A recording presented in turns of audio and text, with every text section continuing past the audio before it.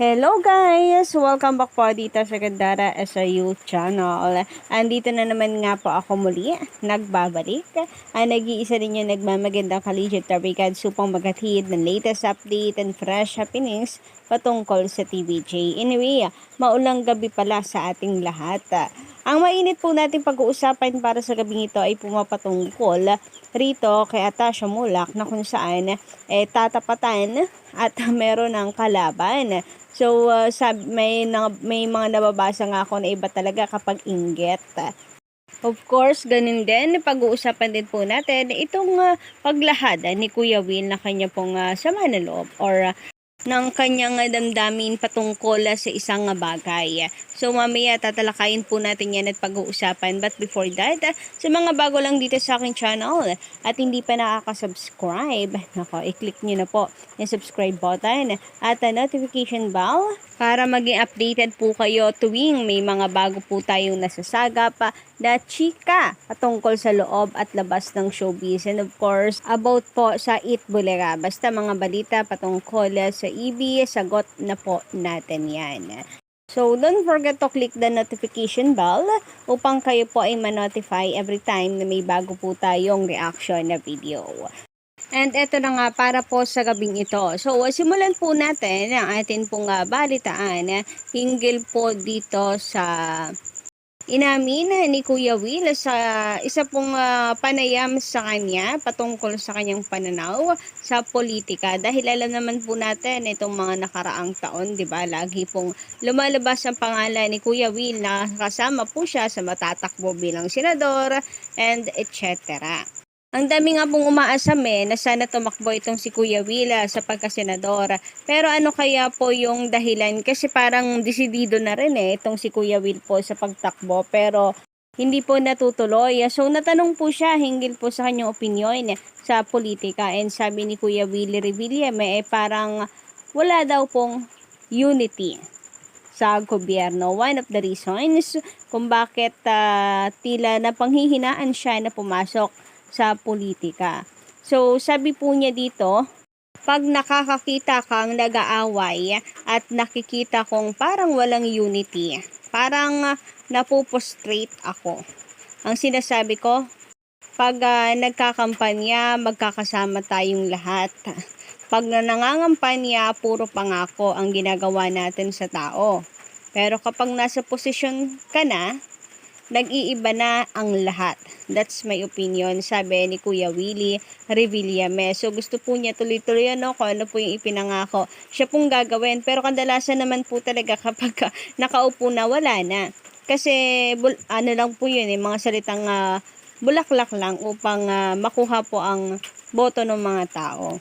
Pero napaka-imposible po talaga na magkaroon ng unity sa politika for me sapagkat mawawala din po talaga minsan yung balanse, lalo na kapag kayong kapartido mo, mali na rin yung ginagawa. So kung porket kapartido mo, hahayaan mo na lang for the sake of unity na tinatawag, pagkakasundo-sundo ng magkakapartido. So parang pag-tolerate na yung nangyayari, pagkukonsinte, etc.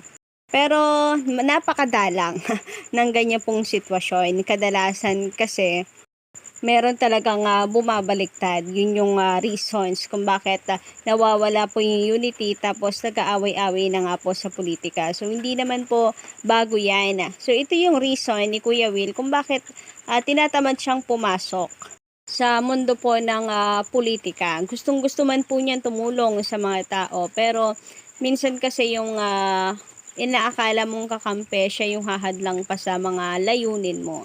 Kung ikaw nga lang naman ang mag-isa, hindi mo kakayanin. So, maaari ka namang tumulong, hindi ba, kahit wala ka po sa politika.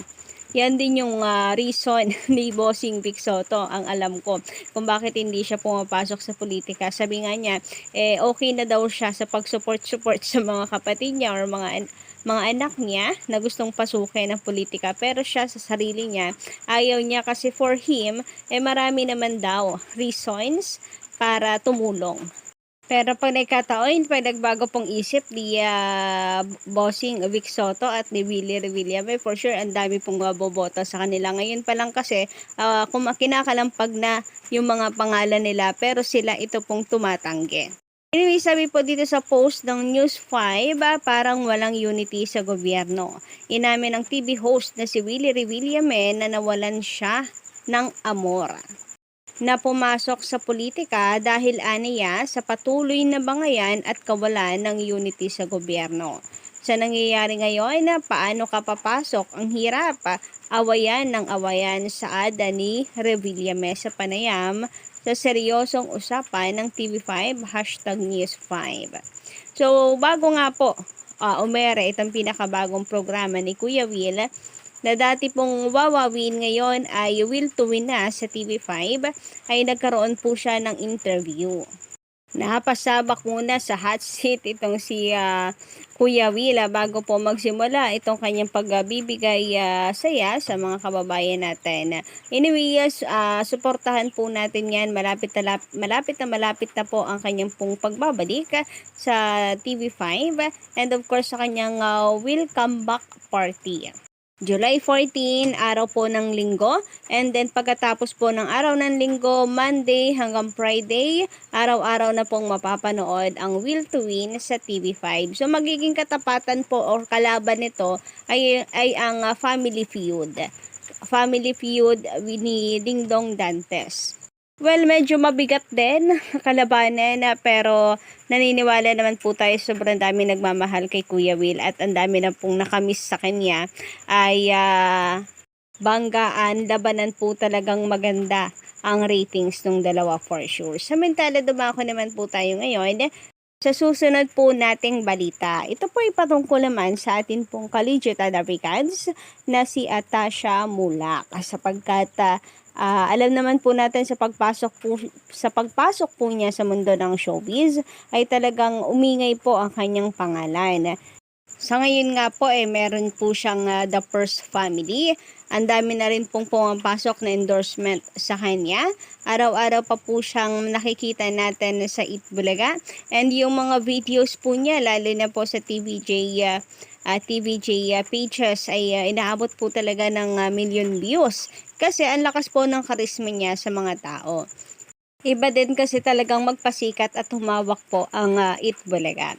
Pero nang dahil po doon mga kadabikads sa paglakas po ng pangalan nitong si Atasha Mulak sa mundo ng showbiz, ngayon pa lamang po ay tinatapatan at gusto na po siyang tapatan. Kalabanin nga kumbaga. And ang dami ko nga po nababasa na ang dami daw pong inggit ngayon sa takbo ng career nitong si Atasha Mulak.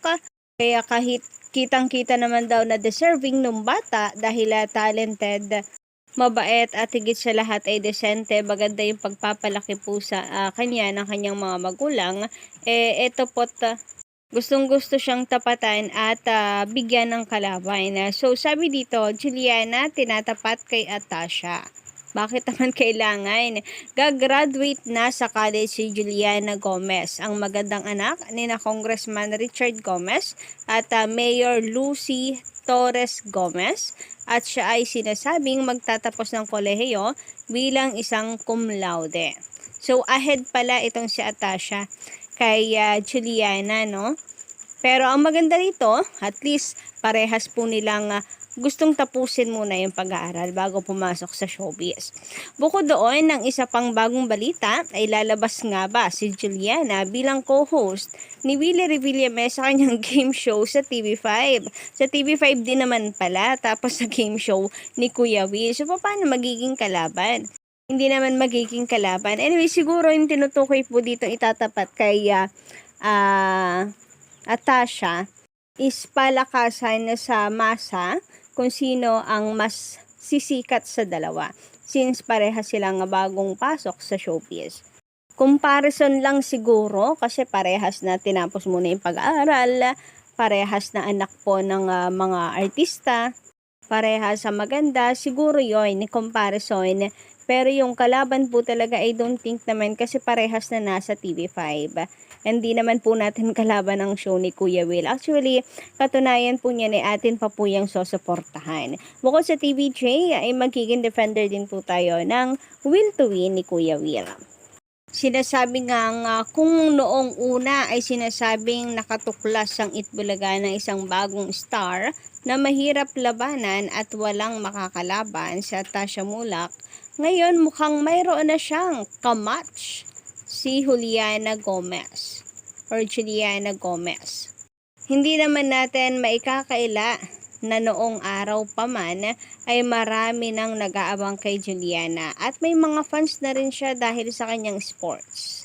Siya ay naging varsity ng UP sa volleyball bukod sa naging champion siya sa fencing sa Asia. At dahil na rin siyempre sa kanyang ganda, marami na siyang fans at kung sasabak nga siya ngayon sa telebisyon na one click lamang at lalong dadami ang kanyang fans. Samantalang si Atasha ay bago lamang pero mabilis ngang napansin ng publiko. Kilala rin naman ang Itbulaga sa kakayanan nilang mag-build up ng mga bagong stars. At ang sinasabi nga ng marami ay si Atasha na iyon at wala na siyang makakalaban pa, pero ngayong biglang lumitaw si Juliana, may labanan na ang dalawang young TV stars. Sino sa kanilang dalawa ang masisikat? So magkakaalaman po yan mga kadarikans, no? Pag pumasok na rin itong si Juliana. Pero wag naman po natin pagsabungin. So kayo po ba guys, ano inyong masisay patungkol dito? Just comment down below and don't forget to click the subscribe button and notification bell for more updates.